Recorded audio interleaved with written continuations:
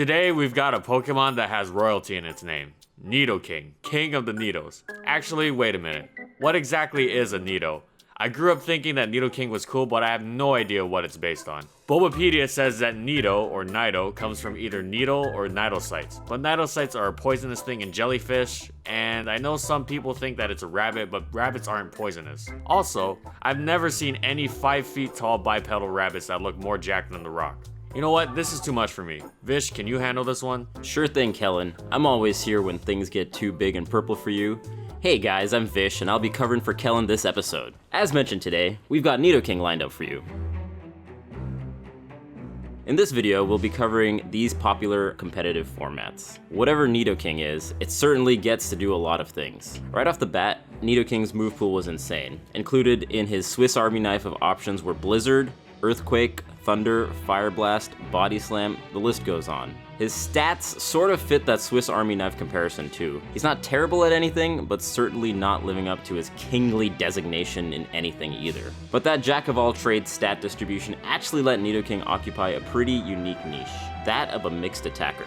If you remember the video on Zapdos, it spammed its mixed stab move because it had great stats but a limited move pool. Nidoking is sort of the opposite. Huge move pool, mediocre stats. That said, Nidoking's typing was one of the worst possible combinations for the Gen 1 meta. What's weak to both Psychic and the Inclement Blizzard so common in Gen 1? That's right, Poison/Ground. So Nidoking's list of checks is pretty huge. Alakazam, Starmie, Exeggutor, and all the other bulky water types and Blizzard spammers. That said, Nidoking's move pool means some guesswork could dent any of those checks heavily, but let's be honest, as cool as the reads are, they're not what you want to base your game on, and so Nidoking ended up in underused.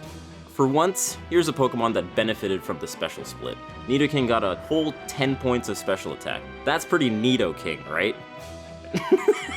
Anyways, Nidoking's bad defensive typing flipped completely this generation. With Blizzard and Psychic types as a whole both nerfed, it had a far better time surviving the inclement weather. Toxic functioned as we know it today. In Gen 1, Toxic reverts to regular poison if someone switches out. Immunities to that and Thunder means Nidoking's typing was actually quite good this generation. And if its typing was good, its move pool was frankly amazing. We've got the familiar combo from last gen of Bolt, Beam, and Stab Earthquake, but what Nidoking really brought to the table is a huge surprise. Break out your breath mints because you're about to get a lovely kiss. With the ability to spread sleep on potential tanks like Miltank, Umbreon, and land huge damage on threats like Starmie, Skarmory, and Vaporeon, Nidoking was a versatile threat. Talk about a mixed attacker. It had to hard read switches to be the most effective, but with 3 incredible coverage moves and status, it certainly didn't have a hard time doing that. Sure, Nidoking had trouble with rest talk sets that didn't mind taking a little nap, but it certainly was quite a bit more deserving of the moniker of king in this gen, landing solidly in overused. Gen 3 saw Nidoking staying pretty much the same while everything moved past it. Sure, Choice Band was nice, but those weaknesses to Earthquake and Surf started to catch up to Nidoking in this generation. The introduction of abilities was not kind to Nidoking. It only got Poison Point, and the introduction of Levitate meant old fodder like Gengar and Weezing could now freely switch in on Earthquakes. While its move pool saw even more expansion, and with moves that actually make sense for it like Mega Horn and Sludge Bomb instead of Ice Beam and Thunderbolt, the horde of bulky water types running around gave it a horrible time. Thunderbolt just couldn't do too much damage to Milotic or Suicune, 2 premier Pokemon in RSC metagame. Make no mistake, the king still reigned over hard reads, even more so with the added power of Choice Band. That was supplemented by the mystery of what Zet Nidoking could be running, as it still had access to its mixed attacker set and sub-focus punch set. But all of those just failed to deal with those pesky water types, rendering our king perhaps more of a minor lord in UU. We all know by this point that the biggest change Gen 4 made was the physical special split, and Nidoking actually fared pretty well as a mixed attacker with the introduction of Earth Power to its move pool. Stealth Rock obviously didn't phase it that much due to its resistance to Rock type. Other than that though, Nidoking remained complacent on its throne, content to lord in UU. In Overuse, it was simply outclassed by other mixed attackers like Flygon and Infernape because of their sustain and higher power respectively. Nidoking even let his queen outstrip him in this generation while he lumbered in underused. Nidoking enjoyed her status as one of the premier toxic spike setters in the game because of her better defenses. Again, Nidoking wasn't bad. All of its sets had pretty strong counters, but it just had so many sets. It just wasn't great. Nidoking definitely got some new toys the last few generations, but Gen 5 gave it an ability people had to take notice of: Sheer Force. With no recoil from Life Orb, Nidoking hit like a truck, a big purple truck. He might as well have been called Optimus. Because of Sheer Force, Nidoking shifted to pretty much exclusively a special attacker simply because there were so many moves that took advantage of the dual Sheer Force Life Orb boost. So yeah, now we've got the Poison Muscleboard Lizard Rabbit choosing to attack indirectly instead of physically too. Makes sense.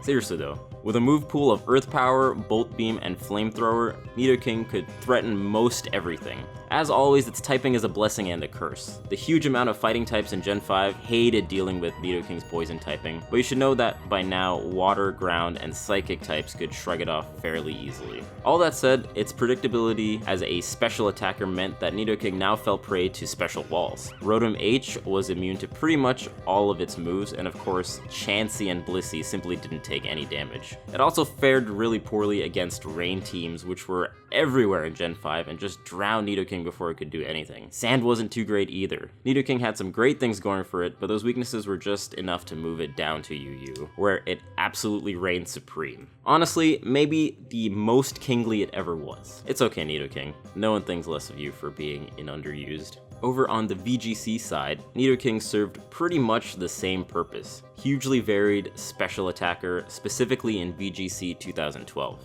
Its low speed posed some problems, but VGC allowed quite a few band-aid fixes to those problems, such as Tailwind, Paralyzed Speed Control, and of course, Trick Room.